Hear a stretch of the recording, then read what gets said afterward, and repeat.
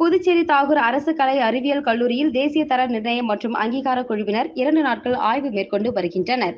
இந்த குழுவில் குஜராத் மாநிலம் பரோடா பசோதரா மகாராஜா சாயாஜிராவ் பல்கலைக்கழகத்தின் துணைவேந்தர் டாக்டர் விஜயகுமார் ஸ்ரீவஸ்தவா தலைவராகவும், புதுடில்லி பல்கலைக்கழக வணிகவியல் துறையின் மூத்த பேராசிரியர் டாக்டர் விஜயகுமார் சோஸ்திரியா ஒருங்கிணைப்பாளராகவும், பஞ்சாப் ஜலந்தர் ஹன்சுராஜ் மகிளா மகா வித்யாலயாவின் முதல்வர் டாக்டர் அஜய் சரீன் உறுப்பினராகவும், பெங்களூரு தேசிய சட்டப் பள்ளியின் துணை ஆலோசகர் டாக்டர் பிரசாந்த் பர்காத் சிறப்பு அதிகாரியாகவும் செயல்படுகின்றனர்.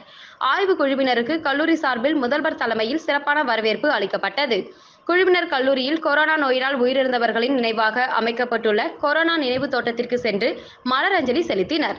அதன் பின்னர் கல்லூரி நுழைவாயிலில் உள்ள தாகூர் சிலைக்கு மலரஞ்சலி செலுத்தப்பட்டது. அதன் பின்னர் கல்லூரி முதல்வர் முனைவர் சசிகாந்ததாஸ் கல்லூரி குறித்த சிறப்புகளை காணொலி காட்சியின் மூலமாக கல்லூரியின் சாதனைகள், கல்வி சார்ந்த செயல்பாடுகள், மாணவர்களின் குறிப்பிடத்தகுந்த வளர்ச்சி இவற்றை விளக்கினார்.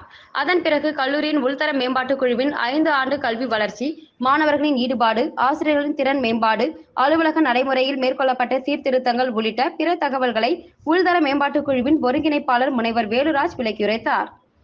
இதனைத் தொடர்ந்து கல்லூரியில் செயல்படும் 16 துறைகளின் தலைவர்கள் தங்கள் துறைகளின் வளர்ச்சி, மாணவர்களின் வளர்ச்சி, துறையின் செயல்பாடுகள், எதிர்கால திட்டங்கள் இவற்றை எடுத்துரைத்தனர். தொடர்ந்து மதிப்பீட்டு குழுவினர் கல்லூரியில் உள்ள 16 துறைகளுக்கும் சென்று ஆய்வு மேற்கொண்டனர்.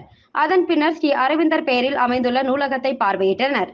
மதிப்பீட்டு குழுவினருடன் உள்தர மேம்பாட்டு குழுவின் பிரதிநிதிகள் முனைவர் வேல்ராஜ், முனைவர் ஹேமலதா, பேராசிரியர் சுனிதா, முனைவர் பிரசாத், முனைவர் பால், முனைவர் நாகராஜ், முனைவர் தீபக், முனைவர் அசோக்குமார், முனைவர் சுமத்ரா, முனைவர் ரோஸ்லின் பிரபா, முனைவர் ஜென்னி ஆகியோர் உடனிருந்தனர்.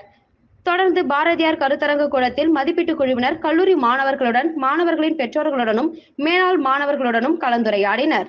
அதனைத் தொடர்ந்து கல்லூரியில் செயல்பட்டு வரும் பல்வேறு குழுக்களின் செயல்பாடுகளை ஆய்வு செய்தனர்.